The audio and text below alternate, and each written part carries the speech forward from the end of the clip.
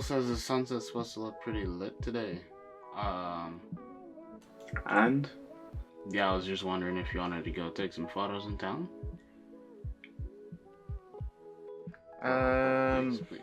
Please. You need the experience. Food will be on me.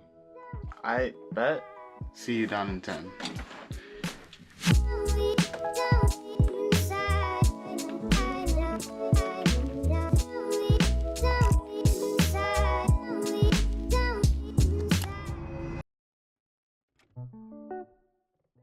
Now, by all means, I'm not claiming to be a professional, but I do know a thing or two about cameras. So let's talk about it. I'm gonna try to cover these 3 topics today, starting with exposure. With exposure, you typically have 3 things that affect it: f-stop or aperture, shutter speed, and ISO. Now, those 3 things are in a triangle and will affect how your image looks. Let's start off with aperture or f-stop. F-stop determines how much of a subject will be in focus. The cases where you'd want a smaller f-stop is with portraits, or if you want great separation for the subject. And with landscape photography, you typically want a larger f-stop, so you can have everything in focus. Second off, shutter speed. Shutter speed determines how fast your sensor is exposed to light. For example, if you want long exposure shots, you go for a shutter speed that's quite long. And if you want something to be as sharp as possible, you typically go for a lot higher shutter speed. So like sports photography or car photography. Last but not least is your ISO, otherwise known as International Organization Standardization. Flippin' egg. That's a mouthful.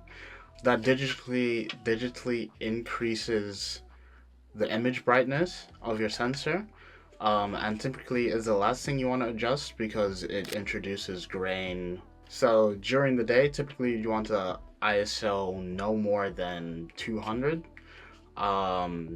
And at night you kind of have to find what the best ISO for your camera is. Enough about exposure, let's talk about camera modes. So with camera modes, there's 4 main ones that you will find on your dial. Auto is pretty self-explanatory.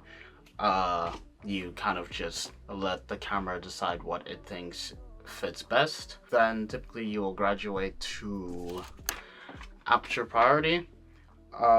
With this, you obviously determine what aperture you have, or f-stop, so the amount of blurriness you have. Shutter speed, you determine how fast you want the shutter to be, so you can have a nice sharp focus or a nice long exposure, I guess. And then manual mode is the one I use the most because I can really get to a image that you have in your mind. So on most cameras you have very much, as if that's a word.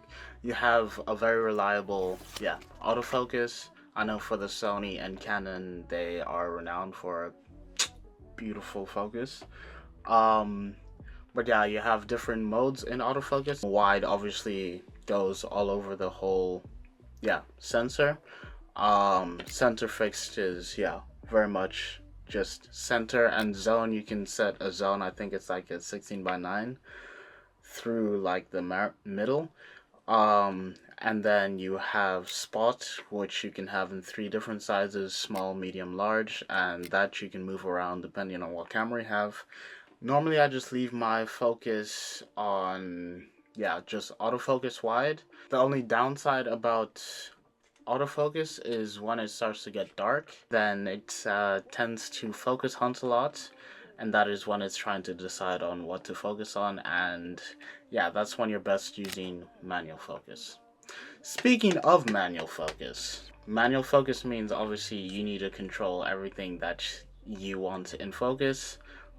Typically this is more useful for, let's say I'm standing in one position and I know I'm not going to move and there's people moving across the frame, then it won't try hunt on those people and just stay focused on me. If you saw my previous video, you'll know that I mentioned that I prefer practice over theory, and I think it's very true for everything. So I encourage you to go take your camera, take it out, go take some photos, learn how to use your camera. With that being said, I'll see you in the next one.